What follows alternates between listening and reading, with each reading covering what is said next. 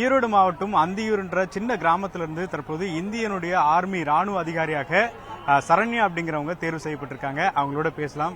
வணக்கம், வாழ்த்துக்கள். ரொம்ப பெரிய ஒரு மொமெண்டா இருக்கும். எப்படி இருக்கு இந்திய ராணுவத்தினுடைய அதிகாரியா இப்போ தேர்வு ஆகி இருக்கிறது எப்படி பாக்குறீங்க? ரொம்ப சந்தோஷமா இருக்கு.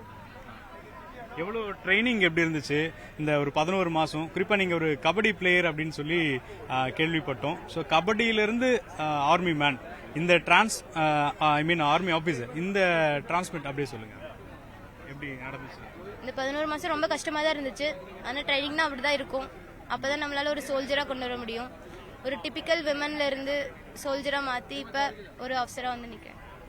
ஸோ ஸ்டடீஸ்ல நீங்க எப்படி, இப்போ இது இந்த எஸ்எஸ்பி எக்ஸாம்ல ரொம்ப டஃப்பான ஒரு எக்ஸாம்னு எல்லாருக்குமே தெரியும். பட் நீங்க எப்படி படிப்புல எந்த அளவுக்கு கில்லாடியா இருந்தீங்க?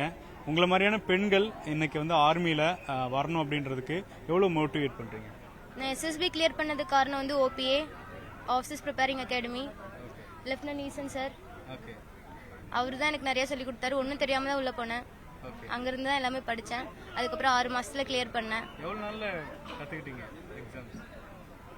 6 மாசம் ஆச்சு எனக்கு படிக்கிறதுக்கு. அதுக்கப்புறம் 5 மாசத்துல சார் வந்து எனக்கு ஒரு போஸ்டிங் கொடுத்தாரு, ஏசிசின்னு சொல்லிட்டு. அதுக்கப்புறம் கிளியர் பண்ணேன். அம்மா சொல்லுங்க, எப்படி இருக்கு இந்த நாள்? எப்படி இருக்கு? சந்தோஷமா இருக்கு, பெருமையா இருக்கு நாட்டுக்காக போறது.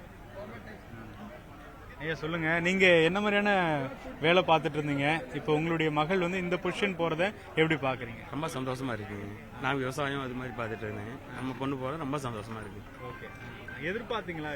சின்ன வயசுல என்ன யோசிச்சீங்க? என்னவா ஆகுவாங்கன்னு யோசிச்சீங்க? முதல்ல ஒரு டாக்டர் ஆகணும்னு யோசிச்சேன். அதுக்கப்புறம் சிடிஎஸ்ல போய் செலக்ட் ஆகி ஐடி போச்சு. அதுக்கப்புறம் ஆர்மி இன்ட்ரெஸ்ட்ல போயிடுச்சு. என்ன ஆகுவான்ட்டு ஒரு தெரியவே தெரியாம இருந்துச்சு. ஆமா, கண்டிப்பா. உங்களுக்கு ஆனா டாக்டர் ஆகணும் ஆசை இல்லை, நான் அதனோட. ஸோ நீங்க சொல்லுங்க, எப்படி இருக்கு இப்போ உங்களுடைய சிஸ்டர் வந்து இந்த லெவலுக்கு ஒரு பொசிஷன்ல இருக்கிறாங்க? உங்களுக்கு எப்படி இருக்கு? ரொம்ப சந்தோஷமா இருக்கு. நீங்க என்ன ஆகணும்னு ஆசைப்படுறீங்க? அது நோக்கி போறீங்க? லாயர். ஓகே, ஒரு ஜட்ஜ், நல்ல ஜட்ஜ் ஆகணும். ஸோ ஜட்ஜ் ஆகணும். ஸோ அம்மா, ஸோ சிஸ்டர் வந்து ஆர்மி, நீங்க வந்து ஜட்ஜ். ஸோ ஃப்ரெண்ட்ஸா உங்களுக்குலாம் எப்படி இருக்கு? அப்படி ரொம்ப ப்ரௌடா இருக்கு சார். அவளோட ஃப்ரெண்டுன்னு சொல்லி எங்களுக்கு ரொம்ப ப்ரௌடா இருக்கு. எக்ஸ்பெக்ட் பண்ணவே இல்லை, நாங்கள் இந்த மாதிரி ஆர்மியில் வருவாங்கன்னு எதிர்பார்க்கவே இல்லை. பட் ரொம்ப சந்தோஷமா இருக்கு. ஊர்ல எப்படி இருப்பாங்க அவங்க? இந்த கபடிலாம் விளையாடும் போது எப்படி இருக்கும்? இப்போ இந்த பொசிஷன்ல இருக்கும்போது எப்படி இருக்கு? கபடி கேப்டனே அவங்க தான். எல்லாமே நாங்களும் டீம்ல இருந்திருக்கோம். இருந்தாலும் எங்க கேப்டன் தான் எல்லாமே பண்ணுங்க. எல்லாமே எப்பயுமே கேப்டன். அவ பட்ட கஷ்டத்துக்கான பலன் கண்டிப்பா கிடைச்சிருச்சு சொல்லுவோம். அவ தூங்காம எவ்வளவு நாள் இதுக்காக படிச்சிருக்கா, எவ்வளவு கஷ்டப்பட்டு வந்திருக்கா, அதுக்காக பலன் கண்டிப்பா கிடைச்சிருக்கு அவளுக்கு. இதுக்கெல்லாம் முக்கியமான காரணம் அவங்களுடைய ட்ரைனர்னு சொல்றாங்க. அவர்கிட்ட பேசலாம். சார் வணக்கம். ஸோ இந்த மொமெண்ட் எப்படி இருக்கு? நீங்க தொடர்ச்சியா வந்து நிறைய பேரை வந்து ரெடி பண்ணி இந்தியன் ஆர்மியில வந்து கொண்டு வந்துட்டு இருக்கீங்க, எப்படி இருக்கு? இந்த மூமெண்ட் ரொம்ப ரொம்ப ஸ்பெஷல். ஏன்னா நான் முன்னாடி சொன்ன மாதிரி இதுக்கு முன்னாடி அன்னபூர்ணின்னு ஒரு பொண்ணு ஆஃபீஸர் ஆனா. அவன் வந்து தேனியில் ஆண்டிப்பட்டியிலேருந்து ஒரு ஃபார்மிங் பேக்ரவுண்டு. பட் இது அதோட ஸ்பெஷல் காரணம் என்னன்னா, இந்த பொண்ணு வந்து அவளே ஃபார்மிங் பண்ணான். சரணியாவே வந்து ஃபார்மராக இருந்திருக்கா.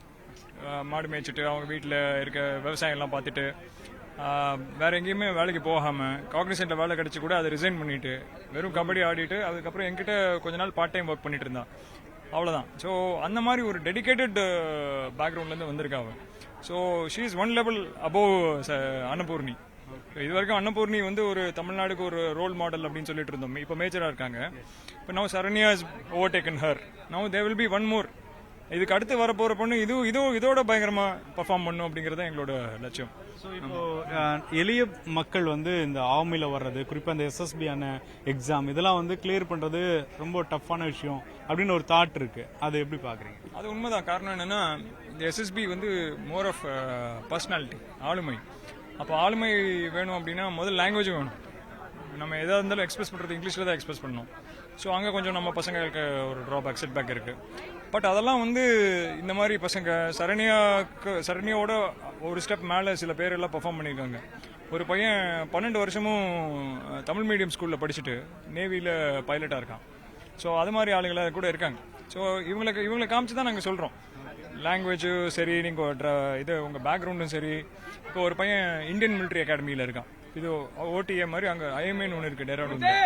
அந்த பையன் பார்த்தீங்கன்னா அவனை வந்து ஒரு வாட்டர் போர்டில் ஒர்க் பண்ணிட்டு அவங்க அப்பா ஒரு கூலி அதுலேருந்து பர்ஃபார்ம் பண்ணி தமிழ்நாட்டில் இருந்து ஒரே ஆஃபீஸராக போயிருக்கான். ஸோ தெர் ஆர் நிறைய இந்த மாதிரி எக்ஸாம்பிள்ஸை காமிச்சு தான் நம்ம பசங்களை இப்போ பார்த்துறோம், நம்மளாலே முடியும் அப்படின்னு காமிக்கிறோம். தேங்க்யூ. ஸோ நம்மளுடைய கபடி பிளேயர் வந்து இனி இந்தியன் ஆர்மியினுடைய ஆஃபீஸராக மாறி இருக்கிறாங்க.